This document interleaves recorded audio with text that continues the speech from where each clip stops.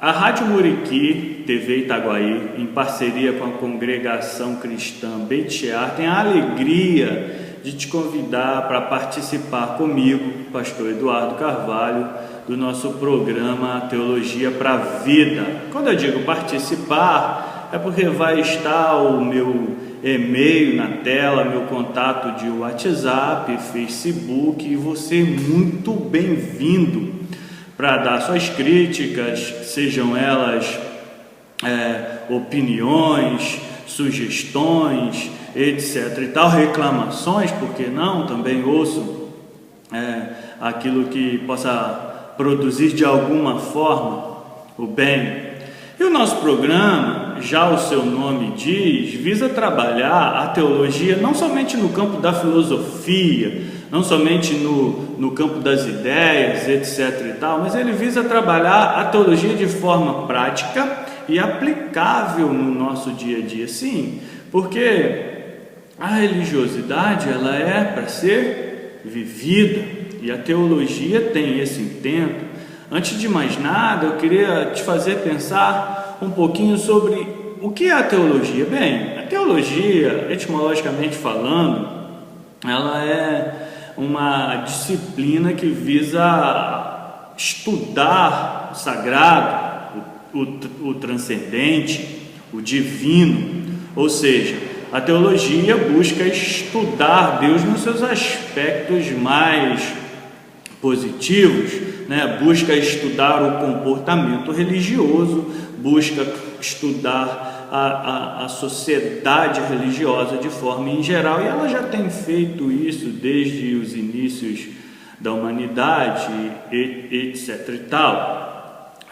Nosso programa também visa compreender a teologia de forma mais madura, de forma mais acadêmica, Portanto, embora em determinados momentos a devoção é muito necessária, a academia também o é. Estudar de forma mais aplicada, conhecer os conceitos de forma mais avançada, também faz com que a nossa devocionalidade cresça na mesma proporção do nosso conhecimento. Não podemos ser tolhidos do conhecimento quando a gente pensa a religião de forma geral. E a religião, por mais que alguns digam que seja um artigo desnecessário para a sociedade pós-moderna, a religião nada mais é do que mais uma lente pela qual a gente pode entender o propósito da nossa existência. E eu não tenho problema com a palavra a religião, embora muitos religiosos a tenham. Eu lido muito bem, sou religioso, não abro mão disso, E esse programa também não tem como propósito lidar somente para os religiosos. Bom, você pode pensar que por eu ser um pastor, esse programa é voltado somente para os cristãos. Não, você está enganado. Esse programa visa aplicar as questões boas, positivas da religiosidade e da teologia no nosso cotidiano comum. Portanto, você que porventura não é religioso, você que porventura não crê, é um ateu, ou etc e tal, você é muito bem-vindo a participar conosco também, e quem sabe crescermos juntos e amadurecermos juntos com o pensamento teológico, religioso, acadêmico, Você também pode pensar que por eu ser cristão, e a sua religiosidade, se esse é o teu caso é diferente da minha, você não é bem-vindo? Não, você é muito bem-vindo aqui. Quero tratar da religião como um todo. Não quero usar o discurso da minha verdade contra a tua mentira, se é que ele é possível, se é que ele é cabido. Acho que esse discurso intolerante já deu o que tinha que dar, e a gente precisa de pensar na teologia de forma mais lúcida. Você não concorda comigo? Afinal de contas, sendo religiosos ou não, vivemos em um ambiente social, e dentro da convivência social lidamos com todo tipo de pessoas, e essas pessoas não são nem menores nem piores do que nós. não é verdade? Seja ela religiosa, de qual linha religiosa que for, seja ela não religiosa, de qual linha não religiosa que for. Portanto, precisamos de aprender a lidar uns com os outros e propor esses pensamentos comuns e cotidianos, né? E para primeiro encontro nosso, eu queria pensar com vocês em um tema muito necessário para a nossa vida, não somente a vida religiosa, não somente o pensar teológico, como a vida social como um todo, que é a paz. Sim, eu queria pensar com você nesse primeiro propósito sobre a paz. Curioso, né? A paz é um artigo, vamos dizer assim, extremamente necessário para a sociedade, para o meio social, para a convivência, né? A paz, ela precisa ser pensada num ambiente mundial, né? Imagina, alguns dizem aí agora, né? Eu não sei se é prematuro demais pensar isso, mas alguns estão dizendo aí, escrevendo de forma adversa nas inúmeras mídias sociais aí, que com a eleição do Trump, o mundo caminha para uma terceira guerra mundial. Então pensemos, não na eleição do Trump, lógico, esse não é o meu intuito aqui, mas na paz, porque a guerra produz muitas mazelas, né? Um dizer tão antigo que nem dá para atribuir ele a um primeiro dito, que fala que em uma guerra não há vencedores, ambos os lados são derrotados, as percas, as vidas, as mortes, não há valor que possa medir dentro de um aspecto de guerra. E quem sai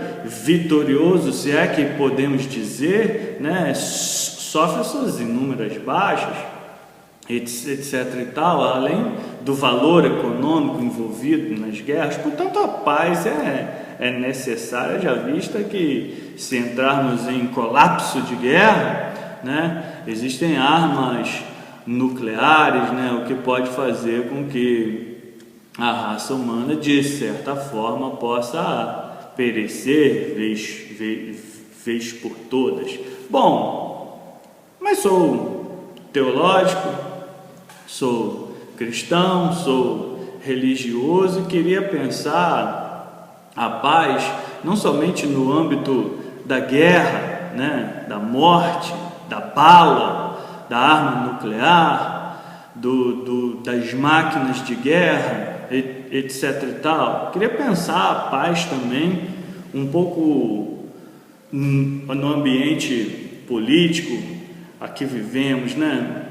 Há dias atrás aí terminamos as campanhas eleitorais municipais e as redes sociais não produziram nada de paz, produziram guerras, né? A guerra da minha ideologia política contra a tua ideologia política, fazendo com que um ou outro tivesse a verdade ou a mentira, e a gente produziu inúmeras mazelas, escrevemos muitas coisas nocivas, afetamos pessoas com os nossos discursos, etc e tal, e foi uma vergonha, uma lástima.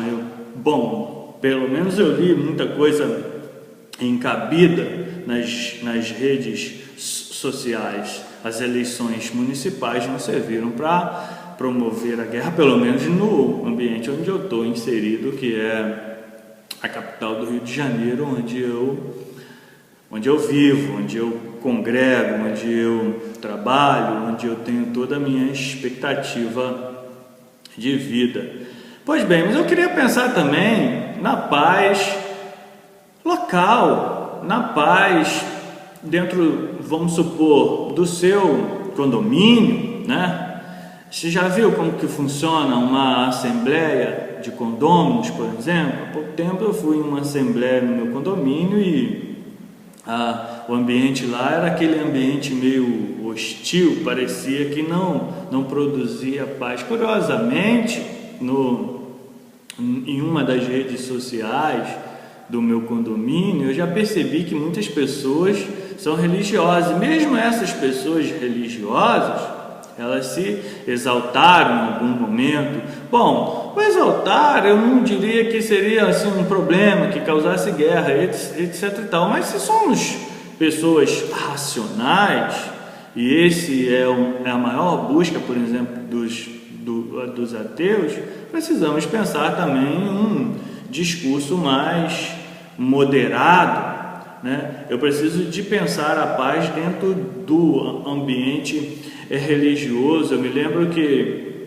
os mais velhos falam, desde a minha conversão, né, os mais velhos falam que, por exemplo, quero citar um exemplo, os religiosos protestantes brasileiros tradicionais, eles lidavam com os religiosos protestantes brasileiros pentecostais numa relação não de irmandade, né? Eu achei curioso de dizerem que, por exemplo, um grupo chamava o outro de primo, porque eles não eram necessariamente irmãos. E quando se debatia a teologia de ambos em um ambiente que visava algo em comum, muitos discursos eram exagerados, não promoviam a paz, mesmo dentro do ambiente religioso, né? Eu quero chamar a atenção desse tipo de coisa para nós acabarmos, de certa forma, com um ambiente hostil dentro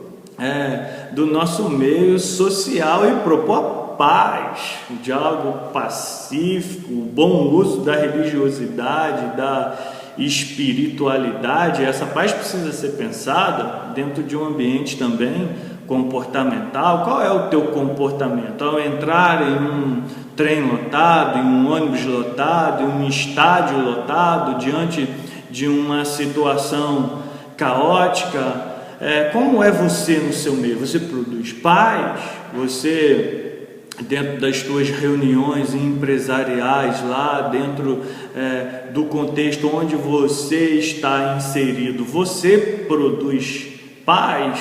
Ou você é mais um daqueles que te esbofeteiam? Você também devolve a bofetada? Eu quero pensar de forma muito clara, né? Porque nós vivemos.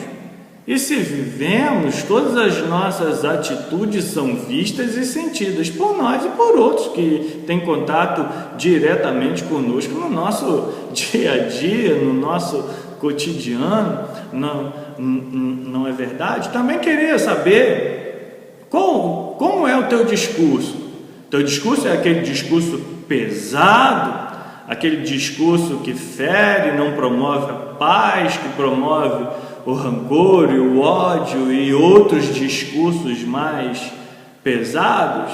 Já deu para perceber como a paz é tão importante?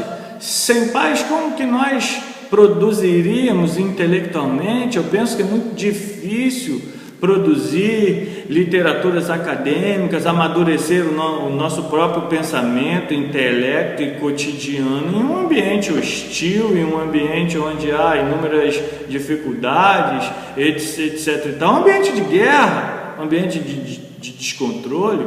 A paz também é muito necessária quando nós pensamos em amadurecer as nossas atitudes. Como é que eu vou ser um cidadão pacífico se eu vivo em meio a uma guerra direta me afetando? Será que é possível? Será que não é?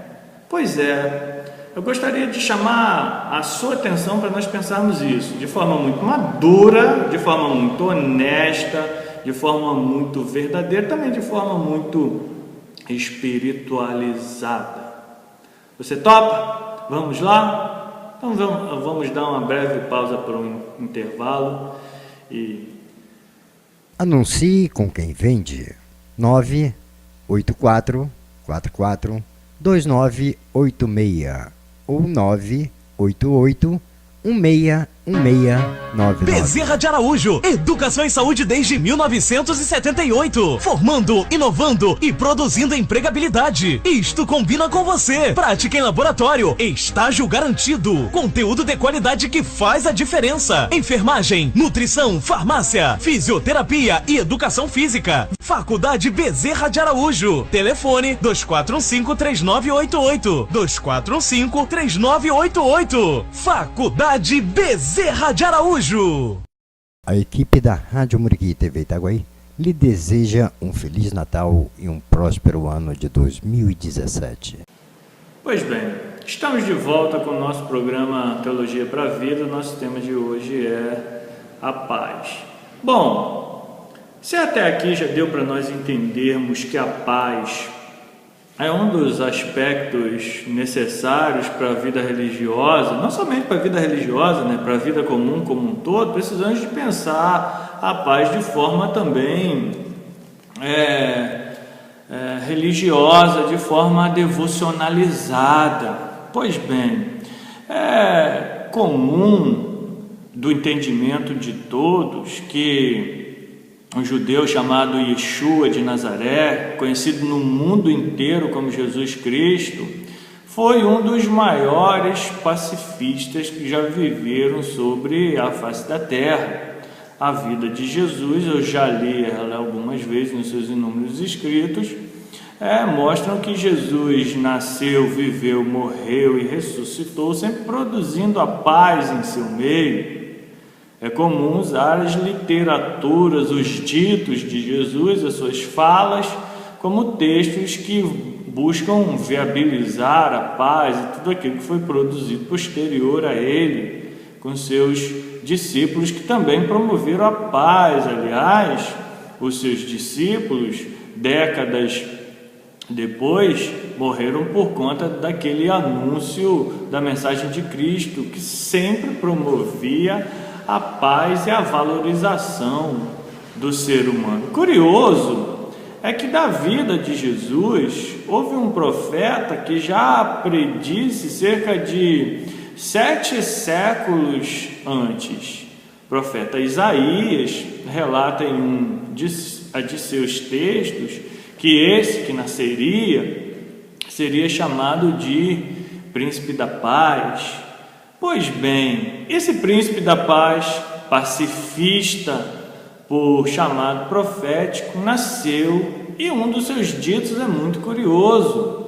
Jesus diz em um trecho dos evangelhos que ele não vem somente trazer a paz, mas a espada.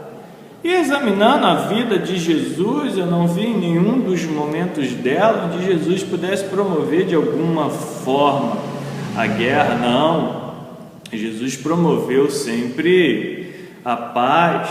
Há um texto curioso em um dos sermões mais belos de Jesus, que Jesus diz lá no capítulo 5 do Evangelho de Mateus, no Sermão do Monte, também conhecido como o Sermão das Bem-aventuranças, lá no verso 9, que quão abençoados ou felizes são os que promovem a paz, porque eles serão chamados filhos de Deus.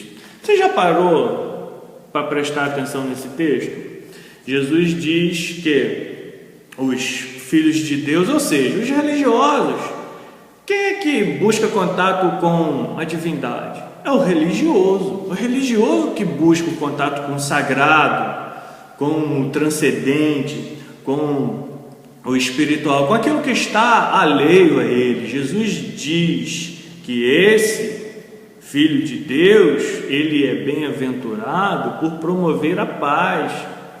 Curioso que um teólogo, linguista, biblista também, falecido já, chamado André Chouraqui, ele vai analisar etimologicamente esse texto e vai propor uma outra tradução, uma tradução que, segundo ele, seria academicamente mais correta. Ele propõe que o termo aqui não seria feliz ou bem-aventurado, mas um verbo de ação. Em sua tradução, André Chouraqui propõe que marchem os pacificadores porque eles serão chamados filhos de Deus, ou seja, tais pessoas com contato com a religiosidade, com a espiritualidade, com a busca divina, seriam aqueles que marchariam por conta da paz. A marcha também é o sinônimo da guerra, do exército que se propõe a estar a caminho da batalha, é ou não é verdade? Só que aqui o Senhor Yeshua de Nazaré propõe uma marcha para a paz, com um prêmio de ser reconhecido filho de Deus, de ter alcançado êxito com a divindade. Dentro desse princípio, dentro desse propósito, eu queria questionar comigo e com você a tua e a minha religiosidade. Como elas lidam com isso? Dalai Lama propôs com a paz e teve êxito na sua campanha a libertação da Índia de sobre domínio de outro povo, não é verdade? Dentro do contexto religioso ainda, o do Dalai Lama não é nem da minha religiosidade. Dentro da minha atmosfera religiosa, tem um grande exemplo. No século passado, o pastor Martin Luther King, ele propôs a liberdade dos negros norte-americanos com um discurso pacífico, um discurso que propunha a paz e não a guerra, e eles conseguiram lá as suas vitórias. É bem verdade que nesses campos, tanto no da Índia quanto no da América do Norte, houve lá os seus inúmeros atritos, mas os principais expoentes desses pensamentos propuseram a paz e não a guerra. Pois bem, diante desse prisma, como a nossa religião lida, como a nossa religiosidade ou como o nosso grupo religioso lida com a paz? A tua religiosidade, meu caro amigo, seja ela qual for, propõe a paz? Ela cuida bem da paz? Ela divulga a paz? Porque a nossa religiosidade precisa fazer isso. Certa vez, o próprio Senhor Yeshua de Nazaré, Jesus Cristo, ao ser interrogado por um grupo religioso de sua época, que queriam saber sobre qual era o maior dos mandamentos da Torá dos judeus, Yeshua de Nazaré respondeu: ora, o maior mandamento é amar a Deus sobre todas as coisas, semelhantemente, amar o próximo como a si mesmo. Você já parou para pensar nesse aspecto da religião? A religião me propõe a paz. Dentro desse prisma eu preciso amar a Deus, ter um contato com a divindade. Eu queria saber qual é o contato que você tem com a tua divindade, com aquilo que é importante para você, com o transcendente. Teu contato produz paz? Teu contato é maduro? Teu contato é um contato de qualidade? Ou você é aquele tipo de religioso que pega a sua divindade e coloca ela de cabeça para baixo em um recipiente com água quando ela não faz aquilo que você propõe a ela? Sim, e eu nem estou discutindo aqui a veracidade da religiosidade. Veja bem, eu estou discutindo o contato que eu e você temos com aquilo que é importante para nós, que é o divino, o sagrado, o transcendente, o espiritual. É ou não é verdade? Como você dialoga com a tua divindade? Isso, por si só, já vai estabelecer os viés da religiosidade pacífica ou não. Você se relaciona com o transcendente por uma base de troca, uma espécie de escambo? Ora, eu vou oferecer isso, em troca eu quero receber isso, etc. e tal. Ou qual é o contato? É um contato bom, prazeroso? É um contato sempre pequeno, limitado, etc. e tal. Quero pensar que tenhamos um contato com a divindade saudável, para que a plenitude da nossa busca religiosa possa influenciar o nosso meio. E como é o discurso religioso teu e a tua atitude? Você propõe a paz para o teu meio religioso dentro do teu ambiente eclesiástico? A tua religiosidade trabalha para isso? Ou a tua religiosidade é individualista? Porque se nossa religiosidade é individualista, esbarramos nesse primeiro mandamento que é proposto para os religiosos. Ora, eu tenho que amar a divindade, mas eu também tenho que amar o meu próximo, portanto, propor a paz a ele. O meu próximo tem que ser alvo da minha busca religiosa. E para isso eu preciso me aprofundar teologicamente, me aprofundar intelectualmente, me aprofundar de forma bem madura para desenvolver um ambiente nada hostil, um ambiente que produza paz e conforto, até porque o meu intento é agregar ao meu próximo aquilo pelo qual eu creio, não é verdade? Isso seja ela a religião qual for, eu ainda não estou discutindo quem é que é dono da verdade aqui, eu quero somente amadurecer a tua e a minha religiosidade, não é verdade? Se a tua religião não lida bem com o seu próximo, e o seu próximo, observe bem, ele pode ser de um grupo religioso diferente do teu, alheio à tua busca, alheio à tua teologia. O teu próximo pode ser um religioso que não tem a capacidade de pensar academicamente como você, mas ele é o teu próximo, e a tua religiosidade tem que buscar ele. Está entendendo como é necessário propor a paz? E a tua religiosidade também precisa alcançar você, sim. Não esqueça o mandamento: amar a Deus sobre todas as coisas, amar o próximo e amar como a ti mesmo, o próximo como a ti mesmo. Ou seja, eu também preciso me amar. Um dos intuitos da religiosidade é propor a elevação do ser humano e não a diminuição do ser humano. Portanto, eu queria te fazer pensar: a tua religiosidade te promove ou a tua religiosidade te subjuga? Ou a tua religiosidade te afeta? Ou a tua religiosidade produz aquilo que não é bom, ao invés de produzir aquilo que seria bom? É necessário nós pensarmos a religiosidade madura, não é verdade? Ora, se eu tenho um ambiente, se eu vivo em um ambiente religioso saudável e começo a aplicar isso, a minha religiosidade vai influenciar todo o meio onde eu vivo, vai me influenciar enquanto indivíduo dentro de um ambiente familiar, vai me influenciar enquanto indivíduo dentro do mercado de trabalho, dentro do meio social, seja ele qual for, em qual aspecto que for, vai mudar o meu discurso, eu vou promover a paz, eu entendo que o meu semelhante também é alvo meu. Está dando para perceber como a paz é importante, como a paz é necessária? Não podemos viver alheios a essas expectativas todas, precisamos de produzir isso.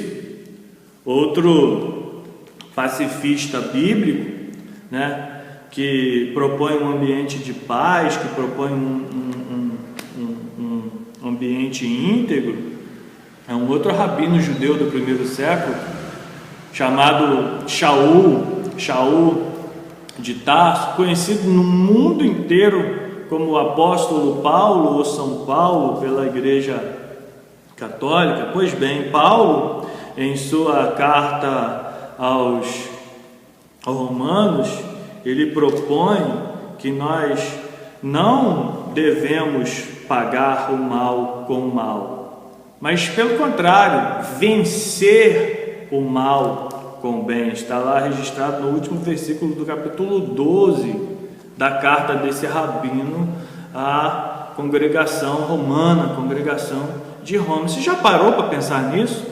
Vencermos o mal com aquilo que é bom, vencermos a adversidade com aquilo que motiva. Curioso, né? Um discurso diferente do discurso que vimos aí, né? Yeshua de Nazaré, Jesus Cristo, ele diz que se alguém te esbofeteia, ofereça-lhe o outro lado.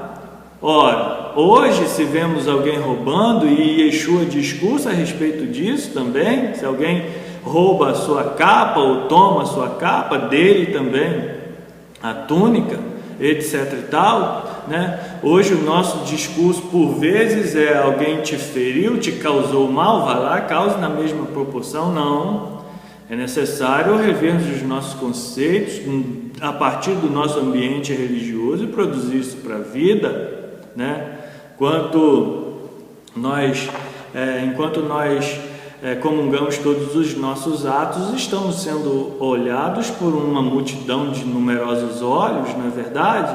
E todos os nossos atos são vistos e sentidos. Portanto, é necessário rever tais conceitos e produzir, a partir de então, uma religiosidade que promova a paz nos seus inúmeros aspectos, a paz nos seus inúmeros conceitos, não é verdade?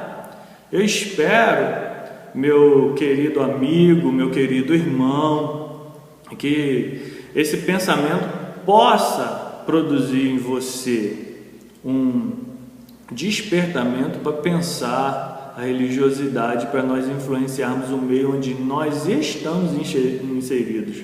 Não podemos mudar o mundo, mas podemos mudar pessoas a partir do nosso comportamento e dos nossos discursos a partir de agora. É ou não é verdade?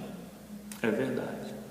Eu queria te agradecer por ter ficado aqui até esse final e te aguardo no nosso próximo programa. Creio que Deus há de abençoar todos nós. Muito obrigado e fique na Shalom.